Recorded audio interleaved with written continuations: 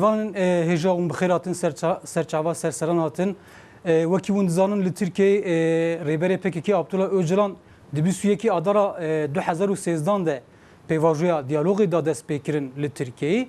Girêdayî wê PKK agirbest îlan kir û dîsa hêzên HPG ji bo pêvajoya diyalogê pêş bikeve destmeşa çareseriyê kir û refên xwe derxist derveyî sînor. Li hemberî vê dîsa PKK leşker û polîs dîsa qeymeqemên ku di destê wî de dîl hatibûn girtin serbest berdan ji bo pêvajoya diyalogê pêş bikeve. Li hemberî vê hikûmeta AKP heta îro çi kir? Çawa kir? Gavên pêwîst avêt an navêt niha pêvajoya siyasiya Tirkiyeyê ber bi ku ve diçe em ê vê pirsê jî em ê ji we bipirsin û em ê nirxandinên we yên bûwate bigirin û bi gelê Amedê re parve bikin. Wekî em bêjin pêşîlêvekirinê vê jî pirsin bi taybet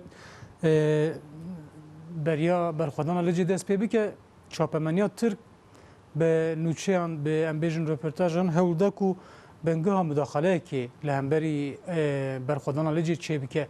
Heval derheqê vê de çi difikirin? Heval televizyonan temaşa dikin ya din jî nêrîna medya Tirka li hemberî pêvajoya diyalogê çawa ye?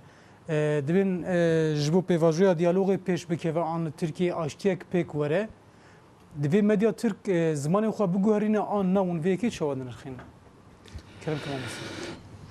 Evvelî spas bi rastî gelek tişt hatin ziman hevalan gelek tiştanîn ziman berê her tiştê destpêka pêvajoyê ji hêla gelê Kurd ve pêvajo çiqas hat fêmkirin û bi gora pêvajoyê çiqas hewldan çêbûn. Destpêka pêvajoyê ez bawerim ku em hafiza xwe li ber çav da derbas bikin.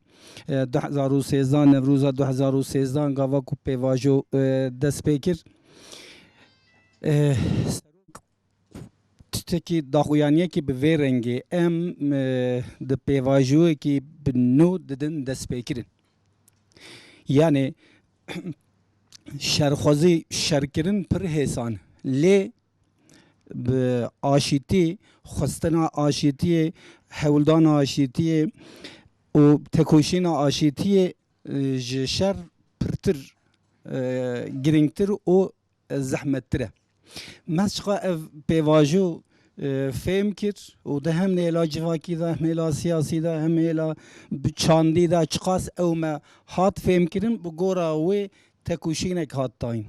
Yani îro AKP tiştên em ê bibên dewlet tiştên ku serê me da dike ew êrişê li ser gelê Kurd dike sedê sed ew qadê ku me vala hiştine di wan qadan sûd wergire di wê ciyê vala da êrişê tên li ser me. Em me civak û em de hêla siyasî tenê me çavê her kesê goyê her kesê li ser giravê ye wê ji giravê çi bê û em ê çawa bikin. Em her tiştê hê siyaseta me em dibên tenê bila ew perspektîv ji wir bên lê ew perspektîvê ku ji wir tên jî em tev binê wana vala dihêlin bi gora wana tev nagerin. Yani ser dibe tiştên ku hûn bikin civak bike gelek tiştin wê valayan dagirin. Gava ku hûn hêviya min bimînin ez nav çar dîwara de me. Ez li vir çiqas dikarim alîkarê we bibim. Lê mixabin ew perspektîvê ew dide em wek civak fêm nakin û nikarîn wanan têxin meriyetê bixebitin lê kar bînin AKP wiya di demê da wî kar dêxin meriyetê kartîne di dijê me çi dixwaze li ser me dimeşîne. Yani ev tiştê ku di pêvajoyê da valaya ku me bi hêla civakê da gelê Kurd vala hiştî di wê qadê dadgirin di wê awê ser me datê. Anha hêla pêvajo salûnî veke pêvajo dest pê kiriye. Em dibên hêla derûnî da niha destketin di hêla qada derûnî da di hêla psikolojiyê da di destê yê de destê gelê Kurd de. ev jî bandorekî zêde li ser AKP li ser devletê dike. Devlet wê çawa xwe ji bin vê bandora vê xelas bike. Ev lîstika li ser van malbatan bi piranî bêwatekirina vê pêvajoyê şkînandina hêza pêvajoyê mane ji hezkirina AKP û yê Serokwezîr ji kengê ve hemberê zarokê Kurd û dest pê kiriye bi hesasiyeta wî ku ew qeder bi girêdayî zarokê Kurda ye. Bi deha seda zarokê Kurd bi temelê wan 7 salî heya 15 salî qetil kirine. Yani em qed difikirin gelo ev ji bo çi ye? Yani ji bo bêwatekirina pêvajoyê şkênandina değela deroni û hêza civakê. Yani deroniya civakê xerab ke, psikolojiya civakê xerab ke ku wê destketinê destê xwe bêxe û pêvajoyê bi gora wî gava ku kî hêz niha hevsengiyekî heye. Dengekî heye. Yani ew denge giranî bi destê kê de bi di pêvajoya çareseriyê da kî hêz bi gora xwe ew dikare çi bixwaze bide. Yani gora xwe dikare bimeşîne. Lê gava ku tu lewaz bî tu nikarî tiştekî bixwazî. Anha ew dixwaze wê hêzê destê xwe bixe û em çiqaz ji vê re dibin bersiv gerek em her tiştê berçav da derbas bikin. Ew dijê me ye. Yani ew her tim dijminî dike, ew dixwaze me tune bike.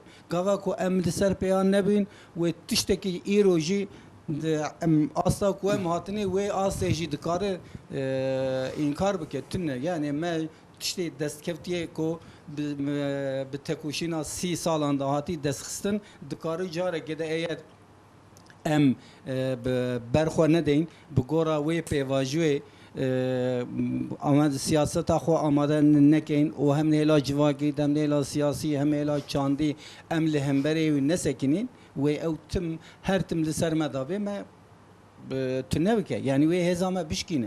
Yani em gazinê xwe ji wan nekin. Ew karê xwe dikin. Li hemberê wê karê wan em çi dikin?